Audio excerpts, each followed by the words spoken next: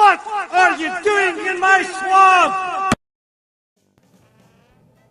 Hello everybody, this is Overboy, and I'm going to be doing my review for the 1997 movie Mad City. This movie is directed by Costa Gavras, and in this movie a misguided museum guard named Sam Bailey loses his job and then tries to get it back at gunpoint and is thrown into the fierce world of ratings-driven TV gone mad when he accidentally holds hostage a reporter named Max Brackett, who will do anything to get the ratings and numbers for his report and everything for fame and stuff.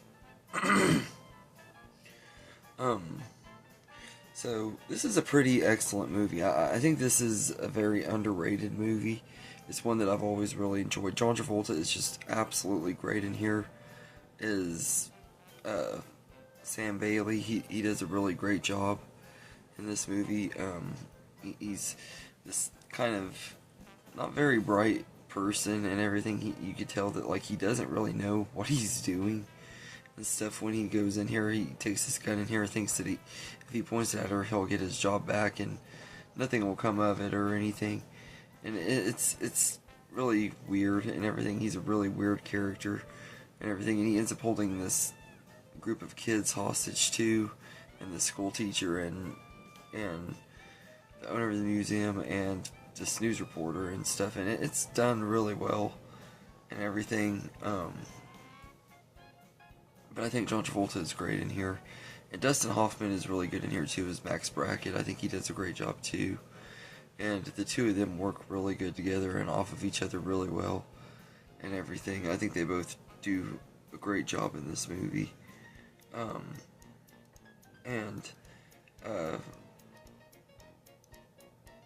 The movie has a slow start, but as soon as things get going and everything, and pretty much as soon as John Travolta comes on screen, the movie takes a total shift and everything. Because at first it's about Max Brackett and trying to find a good news story and everything, and this is his big news story that he's been trying to find for a while and everything. And I like that, and like this movie does a good job at representing how the media will take a story and just run it through and everything, turn these people who are holding people hostage and stuff and try to make them look good or make them seem more innocent than they are and stuff, and I think they do a good job with that and everything. So I thought that was pretty good, and I love the museum setting too, although I do wish that they would have done more with it. But I do like that it's set like in this museum and everything, and I thought that was pretty cool too. I will say the movie does have a slow start though, and also having kids in the museum with the hostage situation does add an intensity to it, but it's established very early in the movie that John Travolta's character is not really wanting to actually harm anybody. He's just trying to get his job back, and things go eerie and don't go as planned and everything when he accidentally shoots the other security guard by accident and everything. And it's just the way the movie plays it out is like he's this unsung hero and stuff, which I think they don't explore that enough, that like this guy he's sympathetic. He's an everyday working man who is just trying to take care of his family, and they try to make him out to not be this bad guy who's doing this situation on purpose, which I think makes him sympathetic and likable and stuff at the same time. And you never really feel scared for the kids throughout the whole runtime and everything, because you know that this guy isn't really going to do anything crazy because he's not unhinged.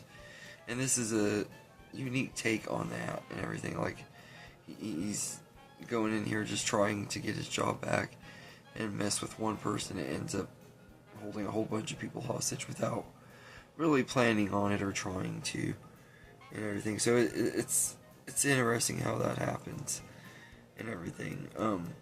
But I think the themes about the media and stuff and these situations is done really well too, and everything. I will say that the pacing is a little bit off though. They could have shaved off about 20 minutes of the runtime, and it would have been a little bit better. But aside from that, I don't have a lot of complaints really, and everything. So all in all, I think Mad City is a pretty good movie. I've seen better and worse movies that are like this with hostage situations and stuff, but I love these type of movies where there's someone holding people hostage and someone trying to get them to stop or guiding them through it or whatever, and everything. He did another movie like this called The Taking of Pelham 123, which is a lot similar movie to this and everything, except John Travolta is more unhinged in it. But I love these type of movies, and I love when John Travolta does these type of movies and stuff. They're just fun little character movies and stuff, and this is a really good one and everything. Not one of his absolute best or anything like that, but it's one of his most underrated movies as well, though. It's one that never gets talked about, and if you watch it and stuff, it takes you right back to the late 90s. It has that late 90s aesthetic and feel to it. But this movie is pretty fun and pretty decent and everything. So all in all, I'd give Mad City an 8 out of 10. I think it's a really enjoyable movie. Not one of the very best movies that John Travolta was in, but it's still a pretty good one. So anyway, let me know in the comments what you think of this movie. Hope you enjoyed this video, and have a good day, everybody.